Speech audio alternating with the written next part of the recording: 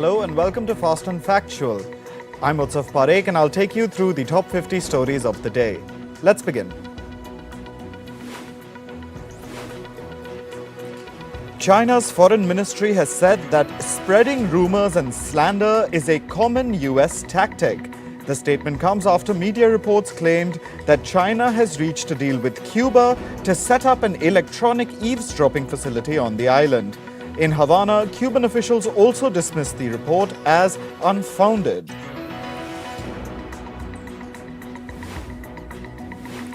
Ukraine has said that 2 cruise missiles struck a civilian object in central Ukrainian regions during an attack on Thursday evening. The regional governor confirmed at least 8 people had been wounded in that strike.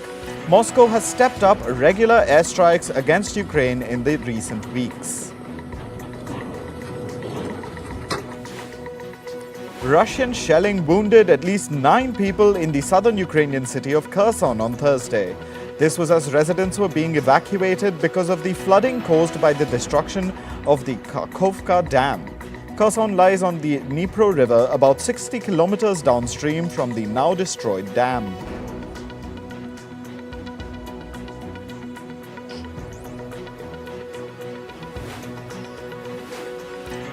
The Red Cross has said that landmines uprooted from the breached Kakhovka Dam could pose a grave danger to civilians for decades. The vast Soviet-era dam has unleashed floodwaters across a swathe of the war zone. Both Russia and Ukraine blame each other for the destruction of the dam.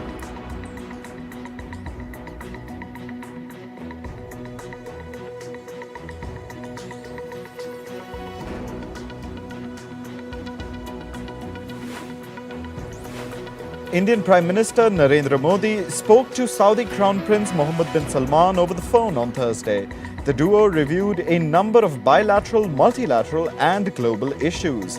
The Indian Prime Minister thanked Saudi Arabia for its support during the evacuation of Indian nationals from violence-hit Sudan via Jeddah. Former US President Donald Trump has been charged over his handling of classified documents after he left the White House. Trump faces 7 charges, including the unauthorized retention of classified files. This is Trump's second indictment and the first ever federal indictment of a former president. US President Joe Biden and British Prime Minister Rishi Sunak have said that the security risks posed by artificial intelligence must be addressed. The US and the UK have agreed to work together on artificial intelligence safety. Britain would host the first summit on the issue this autumn. It'll be to discuss how the risks of AI can be mitigated through internationally coordinated action. The US CDC has released its provisional data on drug abuse in the country. According to the report, the number of deaths from drug overdoses in the United States reached the highest level on record in 2021. Nearly 108,000 people died from drug overdose in the US in 2021. The current opioid crisis is the worst drug crisis America has ever seen. European Union ministers have agreed on how to share the responsibility for looking after migrants and refugees. Home Affairs ministers from the 27-member bloc sealed the deal, hoping to end years of division dating back to 2015. The bloc's top migration official said it amounted to a win-win situation for all EU member states.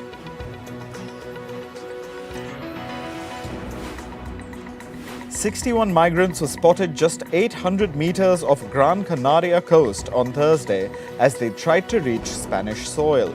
All 61 migrants were transferred to a Coast Guard boat and taken to a nearby port where they were attended to by emergency services. Last year, around 15,600 migrants arrived in the Canary Islands. This was about 30% fewer than in 2021.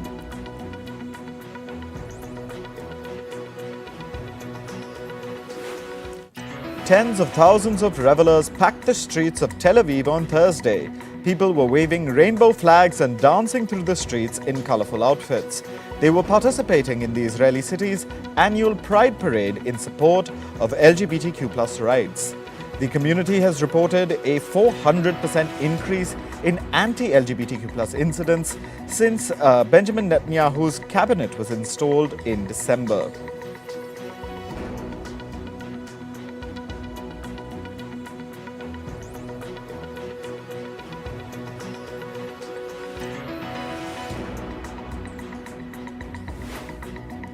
Senegal is taking stock of the damage after the imprisonment of a prominent opposition figure. Ousmane Sonko's jailing sparked 3 days of deadly unrest last week.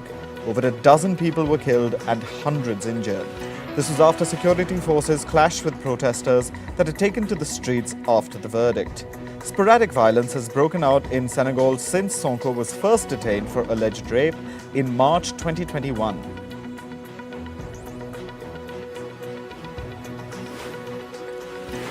France is sending over 300 firefighters to Canada's Quebec region amid the ongoing wildfires.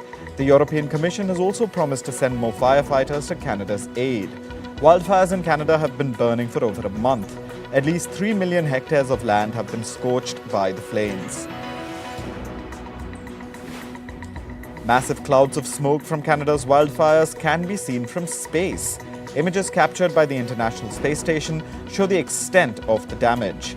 The images also captured smoke drifting from Canada to its southern neighbor, the US. Meanwhile, flight operations in New York City were briefly halted as visibility decreased due to the smoke from the Canadian wildfires. Smoky skies also delayed flights in at least 7 other cities along America's East Coast. Airlines reimbursed the affected travelers.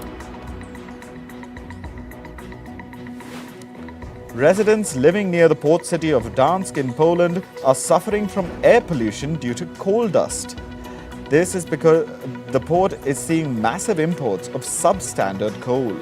With the end of coal imports from Russia, Poland is relying on coal from Colombia and Indonesia. This coal is more impure compared to the Russian supply.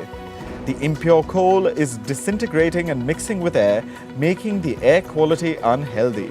Locals are saying that this is turning their houses dirty and black. They're calling Gdansk the Black City. A heat wave is scorching southern Iraq as temperatures crossed 44 degrees Celsius. The region's also facing an electricity crisis. The government is unable to meet the high voltage demand. Residents are taking a plunge in the Tigris River to stay cool in the heat. Hundreds of Brazilians held hands as a symbolic hug to the ocean. This was done at the Rio de Janeiro beach on Thursday. The volunteers gathered to mark World Ocean Day, which is celebrated on the 8th of June. They also organized a beach cleanup drive. Indonesia's Anak Krakatoa volcano has erupted twice within the span of 2 hours today. Ash clouds were spewed at least 3 kilometers in the sky. The Indonesian government has warned residents not to conduct any activities within 5 kilometers of the volcano. Scientists have declared that the El Niño climate pattern is now underway. El Niño is the heating of water surface temperatures of the Pacific Ocean. This is likely to cause tropical cyclones along with incessant rainfall in Latin America. Scientists are predicting that the El Niño could lead to unpredictable weather patterns in Africa, Asia, and Australia. Reports say Credit Suisse is seeking buyers for its brokerage business in China. This is because it has been taken over by rival UBS. UBS already has a similar profitable venture in Beijing. According to Chinese regulations, one entity cannot hold multiple brokerage licenses.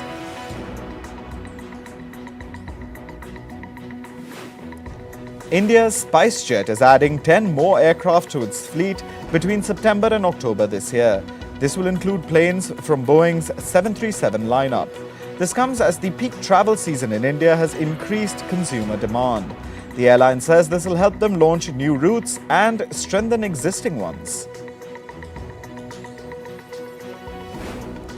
The Commonwealth Bank of Australia sees a 50% chance of a recession in Australia this year. It expects the economy to grow by just 0.7% in the fourth quarter. Meanwhile, the unemployment rate may increase to 4.7% in mid-2024. The bank says that tight monetary conditions may also squeeze household spending. US-based automaker General Motors has said that its electric vehicle customers will now be able to use Tesla's superchargers. The agreement was announced by GM CEO Mary Barra and Elon Musk on Twitter. This follows a similar decision by Ford last month. This means 3 of the top EV sellers in North America will now use a standard charging hardware. According to reports, Taiwan-based computer manufacturer Acer continues to supply products to Russia. It supplied computer hardware worth at least $70 million between April 2022 and March 2023.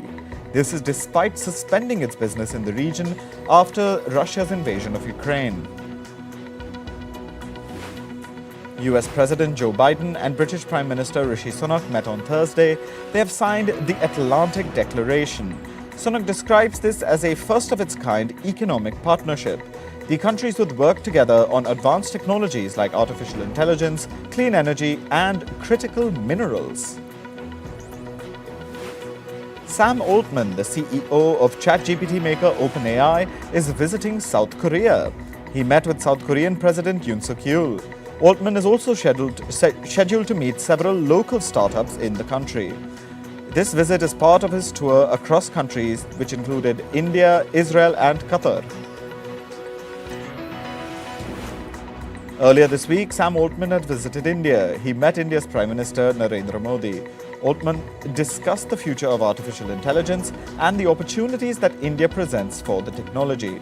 His visit came as India looked to govern AI in the upcoming Digital India Bill. US senators have introduced 2 separate bipartisan bills on artificial intelligence. The first will require that the US government be transparent when using AI to interact with people. The bill will also need agencies to create a way for people to appeal any decisions made by AI. The second bill the lawmakers introduced will ensure that the US remains ahead in the development of technologies like artificial intelligence. The European Union's industry chief, Thierry Breton, will meet Meta CEO Mark Zuckerberg on June 23rd. Breton says he'll ask Zuckerberg to come up with policies to make the company's platforms safer for children. Meta will also have to show how it plans to implement the EU's upcoming Digital Services Act. This act is meant to improve content moderation on social media platforms. Moving on to sports. In football, Manchester City will face Inter Milan at the UEFA Champions League final on Sunday. The much-awaited match will be played at Istanbul's Ataturk Stadium in Turkey. If Man City win on Sunday, they will achieve the treble. The treble is completed when a club wins 3 trophies in a single season. City have already won the Premier League and FA Cup this season. Liverpool have closed the deal with Brighton to sign Alexis McAllister. This comes after McAllister completed his medical at Liverpool. The Merseyside club will pay Brighton over $69 million for the Argentine midfielder. After signing with Liverpool, the 24-year-old McAllister said that his dreams had come true. In tennis, world number 1 Iga Świątek has reached the French Open final. Poland's Świątek beat Brazilian Beatriz Maia 6-2, 7-6 on the clay court. Świątek breezed past her opponent in the first set. She faced a tough fight in the second, but still managed to seal the win. Świątek is now looking to win back-to-back French Open titles.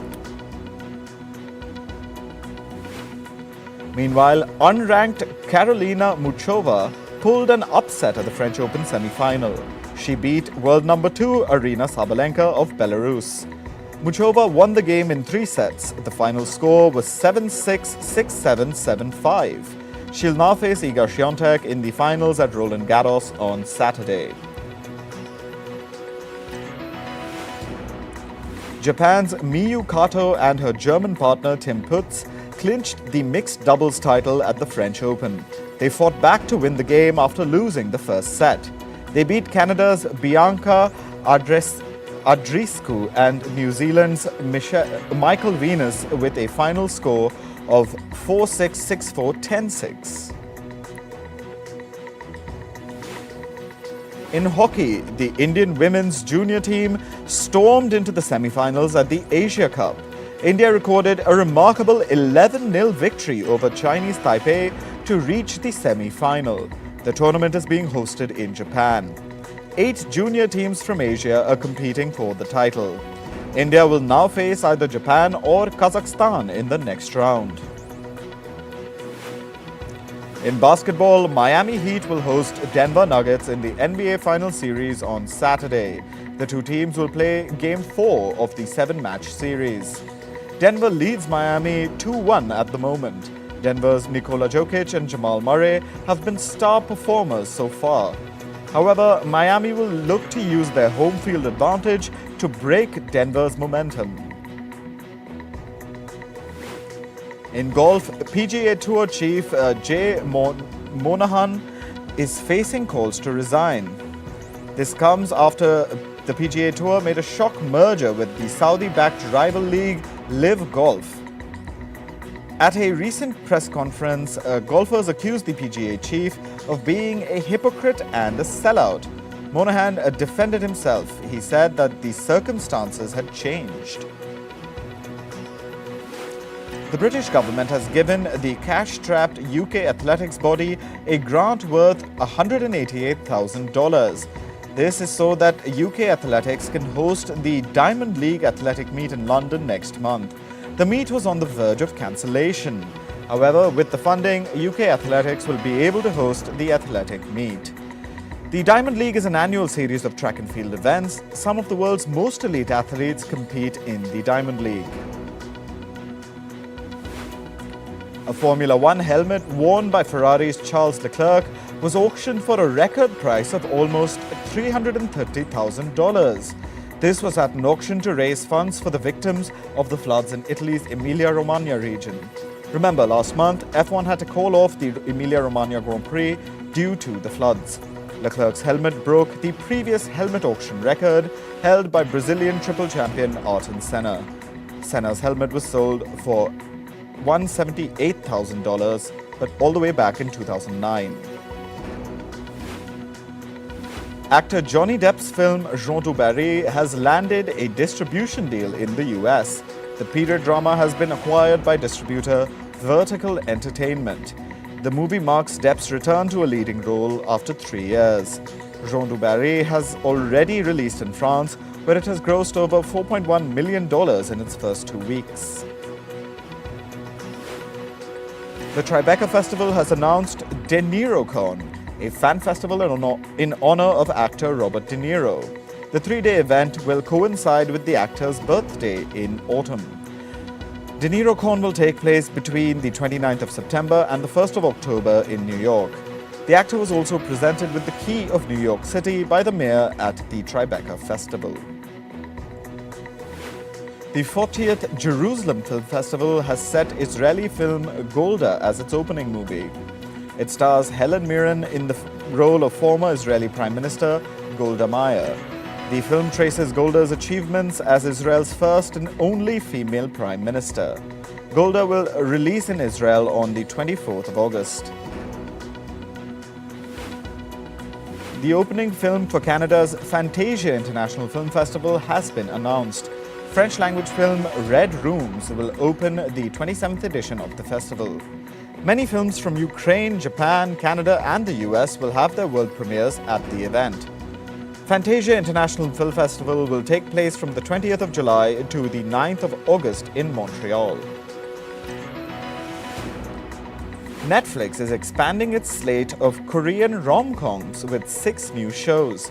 The streaming platform announced the new titles at an event titled K-Romance Obsession in Seoul. 2 of these shows will premiere on the 17th of June. The news comes after Netflix reported a threefold increase in global viewership of K-dramas between 2018 and 2022. The nominations for the 2023 Black Entertainment Television Network Awards have been announced. The BET Awards honor black music artists, actors, and athletes. The rapper Drake is leading the race with nominations in 7 categories. Meanwhile, rapper Glorilla has bagged 6 nominations. Some other artists to be nominated are Beyoncé and Cardi B. The BET Awards will take place on the 25th of June in Los Angeles. Singers Madonna and Sam Smith have dropped a new single titled Vulgar. This collaboration comes shortly after Smith's 4th studio album, Gloria. Madonna also recently collaborated with singer The Weeknd on his song called Popular. K-pop band BTS have released their new single titled Take Two. The song topped music chart Billboard's Hot Trending Songs. Take Two is the group's 2nd release this year. BTS is currently celebrating their 10th anniversary with their annual festa. K-pop singer Seungwoo has announced his solo comeback after the end of his mandatory military service. He'll release a mini-album titled Frame. The album will release on the 27th of June. Seungwoo is also planning a music concert on the 8th of July. The Miss World pageant is returning to India after 27 years. The country last hosted the pageant in 1996. Participants from 140 countries will gather in India for the competition. The grand finale of the 71st edition of the pageant will take place between November and December this year.